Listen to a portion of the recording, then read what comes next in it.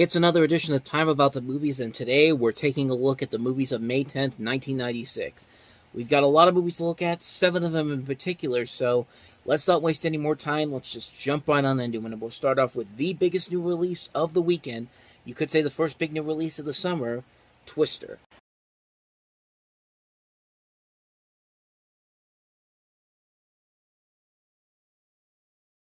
Hey, you get a flying cow in here. Yeah, I'm not the biggest fan of this movie. I've never been the biggest fan of it, to be quite honest with you. I know it has a loyal fan base, in fact, so much so that it's getting a sequel now. There's a sequel coming out with some people that I do generally like to see in movies. The guy from In the Heights and soon to be in Rise of the Beast, Anthony Ramos, is going to be in it. Glenn Powell from Top Gun Maverick is going to be in it. So, I don't know if it's going to get me, if it's enough to get me to see it because of my distaste for this movie. You know, honestly, these Storm Chaser movies, these movies about twisters and all that, I've never been the biggest fan of them. I've never been a fan of these movies because they're not really that good. None of them are really that good. I'm sorry. They're just not that good at all. They keep trying to make these movies. You have this movie. There was a bunch of these on TV during the time. Like, I think the Family Channel had the one, Night of the Twisters. And then there was that one we had recently, Into the Storm, which was not good at all. It was that was just as bad. That was even worse than this movie is. But I never liked this movie. As a kid, I never liked it because, yeah, tornadoes are scary things. And luckily, in my lifetime, I've yet to see a storm as bad as some of the ones down in Tornado Alley. Like, I feel so bad for those people down there that were born there, were raised there. The fact that every summer a big event like that happens almost every single year with all this damage and all that, and it's scary. It's scary to really think about that. Luckily, I live in a place where we don't get those very often, and even when they do, they're always isolated areas. It's not all over the place, but not saying I'm ever going to see that in my lifetime. I'm just saying that I'm glad that I don't have to live in Tornado Alley and have to deal with that every single year, but the concept of these movies like this just never really work with me. Like, they try to create a human story behind this, where it's just like, you can't really do that with these when your main story is these destructive tornadoes that keep happening over and over and over again, and especially in this movie where you really do not like any of these characters at all. Like, you really do not like any one of these characters at all. Like, you don't like Helen Hunt in here because her whole concept in this entire movie is to simply get revenge on the tornado that killed her father, which they make a big deal in a scene in the movie where Bill Paxton has to basically tell her, twisters cannot be actual killers. You can't predict these type of things. And yet she's so committed to getting revenge on these twisters. And Bill Paxton's not even a great character either, because he decides to bring his new wife along to sign divorce papers, and then they eventually get caught up in this adventure. And Jamie Gertz, who's usually a very good actress, I'm sorry, she is absolutely horrible in this movie. She's not the best written character in this film. Like, everything that these characters do in this movie is so unlikable and detestable. And at least in my personal opinion, I did not like a single one of these characters in this movie whatsoever. And the whole concept of the movie is that you're supposed to like these storm chasers because they go out into the field with these dangerous storms right there, and they're trying to use this system that they have in place, this device named Dorothy, which is a capsule-like device containing hundreds of these small weather sensors that basically are trying to revolutionize tornado research and provide an earlier storm warning system, which since that movie came out, they have been doing that with a number of different things. But I mean, I'm sorry, but it's hard to really like any of these characters when everything they do in this is just so stupid and so not normal. Like, everything is like not what a normal person would do in this, and it's just like you never really get a sense that I never really got a sense that I should be liking any of these people whatsoever. I'm not getting invested in their stories whatsoever. The villains of this movie, which a movie like this, the tornado is the villain. We don't need human villains in this, but we got to give Carrie Elways to do something in here, so let's make him a villain. They're bad characters. Like, nobody in this movie is likable at all. There's nothing exciting about this. Yeah, you can go watch this movie for the visuals and the sound editing, which is pretty damn impressive for a movie of this caliber. Like, this movie came out in 1996, and some of that still holds up even after all these years later. But even when you put all that together, I just never really got into this movie at all. Like, it's not, there's elements in here that I think maybe could work, but and there's people, the people involved in here are all capable people. Like, you have a good cast here. It's co-written by Michael Crichton, who wrote Jurassic Park. It's directed by John DeBon, who had just done Speed. I mean, the elements are definitely there. The visuals are very nice to look at, but at the same time, though, I just never got anything out of it. Like, I've never really been invested in this movie. I never really understood the fascination with tornadoes like of this caliber. Like, yeah, they look great to look at on a television screen, but when you have it staring right in front of you, that's some scary stuff right there. And I don't know. I just never really got into it. I never really got invested in this movie when I was little. It scared the crap out of me when I was little, and even when I watched it today, today as an adult, I'm just kind of like, I still don't get why why anybody would get invested in this. I mean, that's just my personal opinion on it. I know this thing has a loyal fan base. I mean, when the Twister ride closed down at Universal Studios, they had people literally dressed up as the two leading characters from the movie there. And when Bill Paxton died, they had a whole group of storm chasers go across the country, holding hands and basically paying tribute to Bill Paxton. I'm trying to remember what they actually did. They basically spelled out his initials across the state of Texas, Kansas, and Oklahoma in tribute to the actor, citing that it was the inspiration for them to pursue storm chasing and meteorology. And there's even museums in Waukita where this was filmed.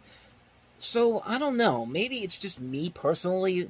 I guess this movie does have as much of a loyal fan base as they're making it out to be. Maybe that's if you like it, then hey, more power to you. But to me, it just didn't work for me. And I know some people it also didn't work for, but I get why people really like the movie. So I'm not gonna judge them on that. But me personally, I just wasn't the biggest fan of it. So yeah, that's pretty much all I got to say on that one. That's Twister. Let's take a look at the other movies here, and these ones we can just run through quickly because I've never seen any of these other movies, so we can just run through these real quick.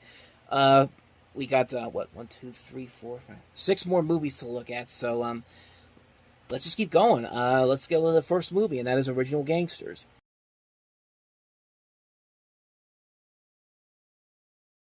Well, this movie probably would have been successful in the 1970s. Honestly, it's got some of the biggest stars from that era, the blaxploitation era. Fred Williamson, Pam Grier, Jim Brown, Richard Roundtree. It's the last movie Larry Cohen directed before he passed away, even though he continued to write scripts. The plot basically is that you're following the deteriorating state of an impoverished Gary neighborhood terrorized by a street gang called the Rebels, and when the gang murders a local boy, it prompts the emergence of these several individuals who grew up in the neighborhood who are the original members of the Rebels.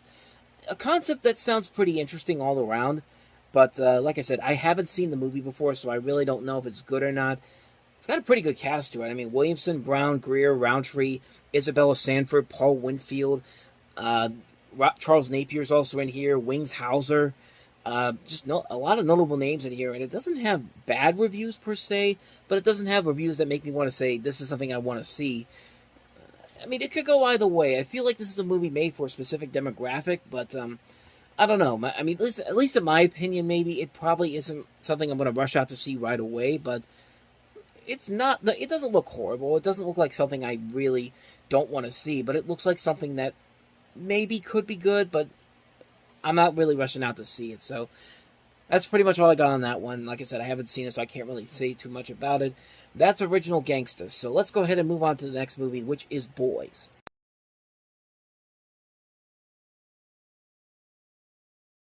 So you have a movie here where Winona Ryder plays this woman who gets thrown off her horse, she gets knocked out, and these boys from this boarding school take her in, and she ends up falling in love with this one kid, and the two go off on their own as cops are looking for her, trying to find her, and it's a film that really doesn't make a whole lot of sense. It doesn't even really make sense with the name Boys. Like, really, what's the boys thing, other than the fact that it takes place at a boys' boarding school? And I think why this movie doesn't look like it doesn't look anything that interesting is because it is one of those films that got dealt with studio interference. Like, the studio came in, basically edited the film for this director, and she even said herself much of the original intent and beauty of the film had been lost due to studio interference. So that probably means it's not any good. I don't know why they dumped this out there, but maybe they just dumped it out because they knew that Twister was going to be a bigger hit to watch, other than besides watching this. But I don't know for sure. I haven't seen the film, so I can't really say if it's that great or not. but that trailer did not really sell me on this movie, honestly. So probably another one of those movies that was probably forgotten for a good reason. So that's Boys. Let's go ahead and take a look at the next film, Johnny Depp and Jim Jarmusch's Dead Man.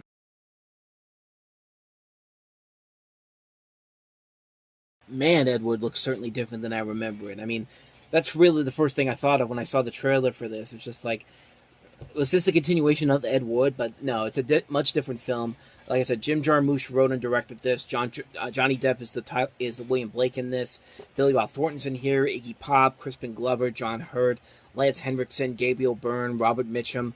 The movie is taking place in the late 1800s, and it follows this guy who's a meek accountant on the run after murdering a man, and he has this chance encounter with this Native American spirit guide who believes Blake is the reincarnation of the English poet William Blake. And you can see it's filmed in black and white with the music done by Neil Young. It looks pretty interesting. I think the black and white does give it its own little edge to it, but like I said, I haven't seen it before, but it does make me kind of interested to see the film. I do like a couple of Jim Jarmusch's movies. Coffee and Cigarettes is a pretty good one. Broken Flowers, I think, is a very underrated one. I'm trying to see what else he did. He also did The Dead Don't Die, which is a pretty decent film. I remember seeing it a couple of years ago. I actually don't have a copy of it, honestly. I want to get my hands on one at some point, but he has made a couple movies that I think are actually pretty good, so this one could actually be kind of decent. That's one I might want to check out one day, but as of right now, I don't really know too much about it, unfortunately, so that's Dead Man. On to the next film, and that is Cold Comfort Farm.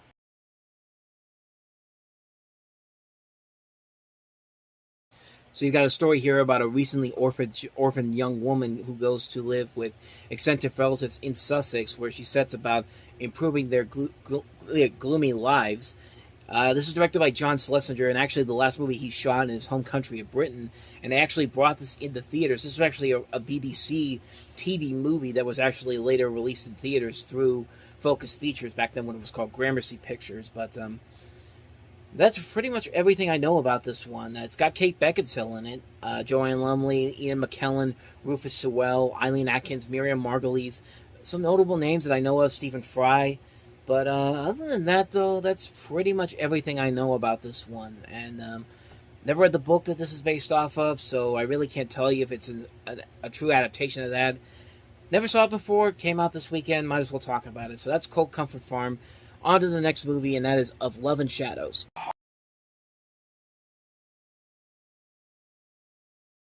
So this is a Chilean, Argentinian, American drama film. That's what it literally says on Wikipedia.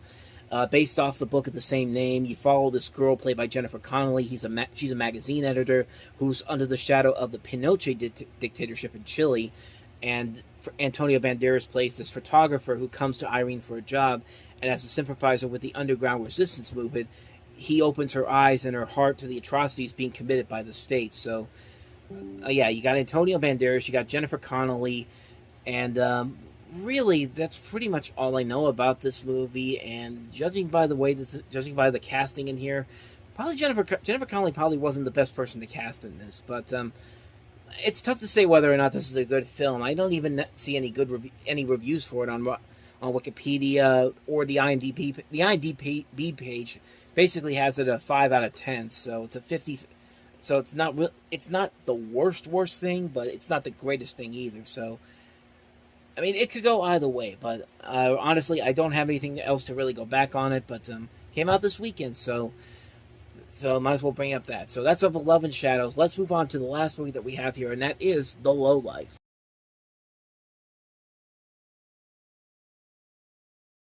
Definitely looks like a comedy from this time period.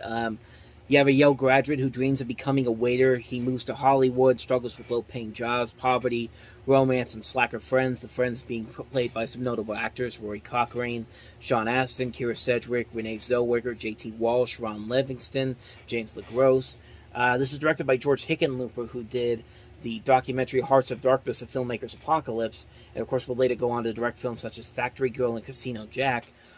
That's pretty much everything I know about this movie, which is interesting because when I looked this movie up, I had another trailer completely, which is a different movie called Low Life, which is a film with, I can't remember what kind of subtitles it was.